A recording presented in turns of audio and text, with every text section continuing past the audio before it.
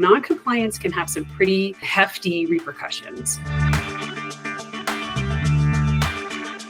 You want to have good compliance records that you have done your best effort to ensure a safe workplace. There's a lot of different aspects of the plan that are required that Cal OSHA would look for. It is a compliance regulatory required document, particularly in the state of California.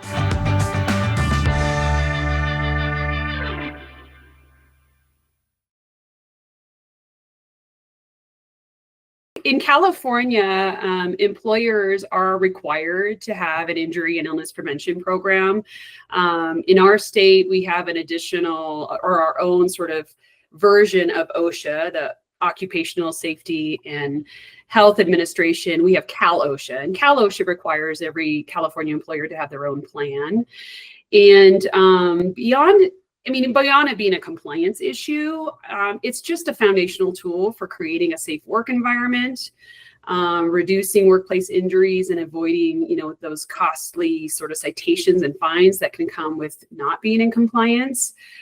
Additionally, if something were to happen in the workplace, once you have a plan designed and you've thought through sort of contingency if something should happen, it's really going to reduce that downtime of your employees. So it's just a very good, solid business practice.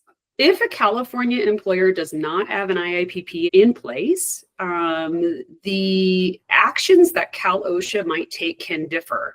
It could be anything from, a citation for not having it in place, all the way to fully shutting down not only the employee that maybe was injured, but the full operations of the organization. So non-compliance can have some pretty hefty repercussions.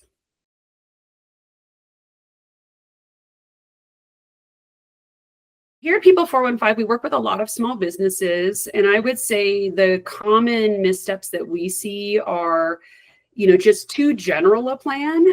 There are templates out there on the internet. A lot of organizations will sort of download those and use those, but they're not really customized to reflect the actual practices in the workplace.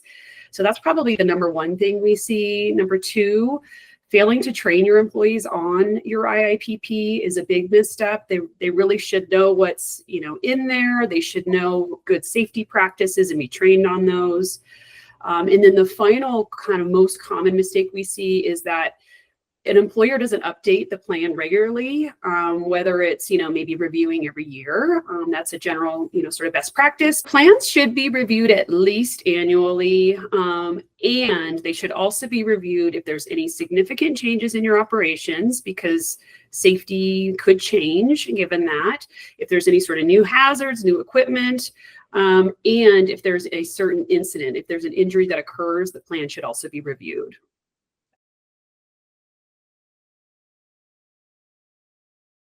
There's a few ways that People 415 works with clients to help them stay compliant with the IIPP requirements. We can come in and audit your existing program, meaning look over your IIPP, look over the training program, the record keeping. There's a lot of different aspects of the plan that are required that Cal OSHA would look for, right, if they were to come in and ask to see those documents. So we audit existing programs. Additionally, if someone doesn't have a program, we do have a toolkit. We can work with the client to customize that. Again, because you want the IIPP to really match the business operations. So we would work with the client and partner with them to customize that. And then we offer ongoing support. So there could be safety trainings that are needed, any sort of documentation or communication tools, and then any sort of compliance tracking, because all of those parts are part of the plan that, again, if Cal OSHA were to come into your workplace, typically it's after maybe there's an incident or something like that. But if they do come into your workplace, you need to have all of that information ready to go to share with them.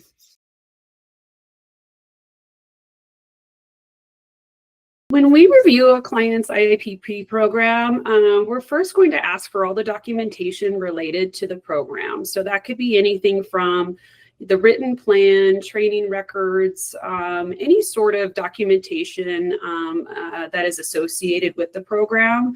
we want to look at the written program first, and then we would meet with the client to ask them about what is happening in practice, because more often than not, things differ there. So we want to identify, are there any gaps in terms of how things are documented in the plan versus what's actually happening in the workplace, and then get a game plan to address those. So if there is, say, maybe there's some new equipment that the employer has put in place since the last update, we want to make sure that employees are trained on that new equipment, how to be safe with the new equipment, and then make sure there's documentation about the training that's occurred, because you want to have, good compliance records that you have done your best effort and in a good faith effort to ensure a safe workplace, and training is part of that for employees.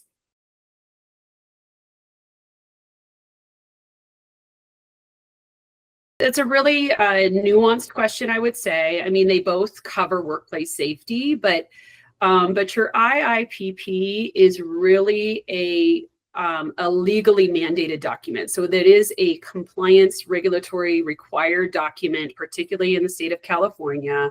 It has very specific elements that need to be included. So that's like sort of the one part of the safety program that if an if a Cal OSHA were to come in, they're going to want to see your IIPP plan.